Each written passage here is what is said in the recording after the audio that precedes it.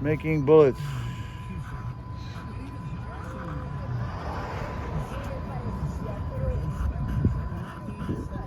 Anyway, yeah, so, you know, and also on the side, I sell fish, sell the fishing gear, you know, the ocean stuff, and I got some freshwater stuff.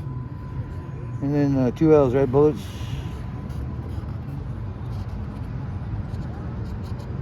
I went up to answer 100 questions today. ETS. If I misspell it and you're standing there, it's gonna look bad for you. What I'm missing? Well, they're dyes that make the top of the shell, like the projectile, the part that hits you. You know, the part that comes out of the gun and hits people is or hits whatever you're shooting at is the you know, it's the bullet, and that's what makes the bullets there for all the different sized weapons. You know, I just came across it. It was in an alley. As somebody, you know, tossed it out, but they're all handcrafted dyes. And that's probably worth a couple $100. You know, $150. Well, sure. No, I don't. I just happened to find that. You know, so I'm basically taking somebody else's trash and making some money off it to survive. You know, you know, same with the cigar boxes right there. You know, I looked in the trash in the dumpster there at 52, where the deep sea fishermen are, and there's like 30 of these boxes, all wood, oak, some mahogany. You know, and I had to, you know, I can't leave them in there anyway. You know, being a wood guy, but you know, so I carry them around a little bit in my van and I sell them. You know, I just sold three of them just a minute ago. So, you know, you never know what's going on. You know, is it worth it with the gas? Who knows? Well, it's kind of a story, but I was working at the Chevron right there at where McDonald's is. They're hooked together there on the marina. I think it's I don't know, but I know it's on Lincoln and right there at Ralph's, whatever that is.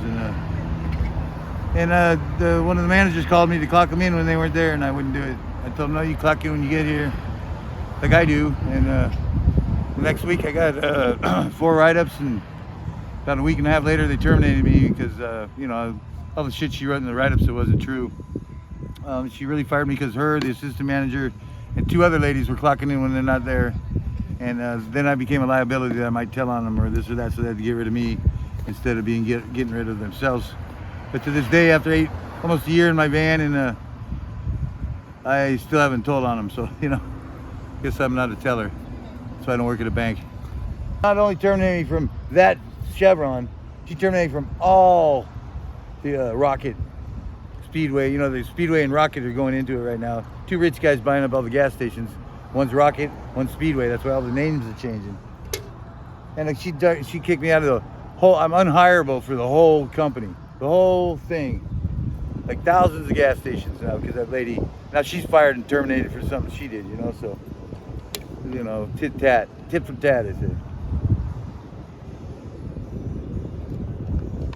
Yeah, I'd like my job back, but you know, really, I was the only one that did it most of my job. And you know, when they came in the morning, the store was ready to work. You know, nobody had a complaint, no write-ups for 6 months. And all of a sudden I got 4 or 5 write-ups in 1 week. You know, that I'm insubordinate, I cussed at her, all kinds of crap. None of it is true. And they terminated me, so. They never even talked to me, they never even asked me why this is going on, you know, why did I get 4 write-ups when I had none, you know, that kind of thing. That I thought the big wigs that make the money, that have all the brains, would do. But they did not. So maybe I could use this film when I go back to try to get my job, huh? Anyway, at least that's saying it in a nutshell. But as far as surviving, man, it's just, you know, gas is going up, food's up, everything's up, smokes are up. You know, yeah, I quit smoking, you know, it saved me $10 a day. And if you think about it, smokers, that's $300 a month. You know, just trying to survive, and you know, like getting up early this morning and trying to get here, and you know, it's what everybody does, you know, you go to work to survive, so you know, even if you don't work, you still have to make money somehow. If you're gonna make it legally, you know. I'm sure I can make money illegally, but I'm a little too old for all that now, and you know, no reason to go back to the pokey anymore. Haven't been in a while, I don't want to go now. But you know, you never know, at life's turns. Self-medication, I'm on, I'm trying to get work, disability for my legs, see? Yeah, I got edema, because I never could get them off the floorboard of the car. This is just from edema that's from my feet always being down, like always standing, sitting with them on the floorboard, sleeping with them on the floorboard in the seat. I never get them flat or elevated, you know, to get some circulation. So it's called edema, swelling of the legs. I've had it for over 6 months. The doctor won't let me go to work, but she won't release me to work, but they won't. But disability still denies me for the 3rd time just now. So, well, I use speed and pot. I drink some beer here and there, but you know, pretty much the pot and the speed. You know, the speed to keep me going. And you know, when the pain, people go, "No, doesn't that hurt? They're so swollen." Well, yeah, it hurts, but you get used to it. You know, after a couple of years of fighting these people with disability, you know, I don't know what they expect me to live on. You know, I mean, they're not going to give me no disability, but I can't work according to my doctor. So, you know, what's a guy to do? You know, so this is what I'm doing.